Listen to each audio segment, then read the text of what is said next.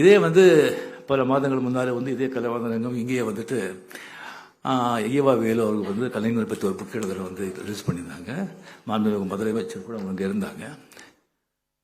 So அங்கே வந்து எல்லாம் வந்து எல்லாருமே ஐஏஎஸ் ஐபிஎஸ் எல்லாம் நம்ம வந்து மினிஸ்டர்ஸ் எல்லாமே வந்து வந்திருந்தாங்க. நான் வந்து அப்படியே பேசும்போது எல்லாமே நண்பர்கள் தானே.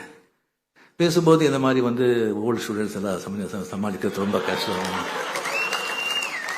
அது வந்து ரொம்ப கஷ்டம், அதெல்லாம் வந்து அது ஸ்கூலை விட்டு கிளாஸை விட்டு போக மாட்டாங்க அப்படின்னு சொல்லிட்டு அதுக்கப்புறம் நான் வந்து சொன்னது இது பண்ணியிருந்தேன். நான் அப்படி இருந்தால் கூட ஓல்டுன்னு சொன்னால் அந்த எக்ஸ்பீரியன்ஸு ஓல்டு பீப்புள் அவங்கெல்லாம் தூண்கள், அவங்கெல்லாம் ஃபவுண்டேஷன். அந்த மாதிரி எக்ஸ்பீரியன்ஸ் ஓல்டு திஸ்டிங் இல்லைன்னு சொன்னால் எந்த இயக்கமும் எந்த பாட்டையும் வந்து அவ்வளோ திஸ்டிங் தேராது. அது தூண்கள் மட்டும் இல்லை, சிகரம் கூட. புத்தக வெளியீட்டு விழால ரஜினி ஒரு கமெண்ட் பண்ணியிருந்தாரு.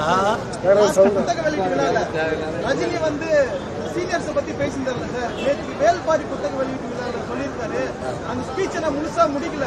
சீனியர்கள் தான் தூணு, பார்க்க போனா அவங்க தான் சிகரம். அதை நான் சொல்ல வந்தேன், அதை நான் மறந்துட்டேன். நான் மறந்துட்டேன் நேற்றுக்கு பேசியிருக்காரு சார். பார்த்தேன் அவருக்கு நான் ஃபோன் பண்ணி போயிருந்தேன். ரொம்ப தேங்க்ஸ். இப்போ மறக்காம பேசியிருக்கீங்க. ட்ரெண்டை ஃப்ரெண்ட் ஆக்கிக்கோங்க. தந்தி டிவியின் சப்ஸ்கிரைபர்ஸ் அண்ட் ஃபாலோவர்ஸ் குடும்பத்தில் நீங்களும் இணையுங்க.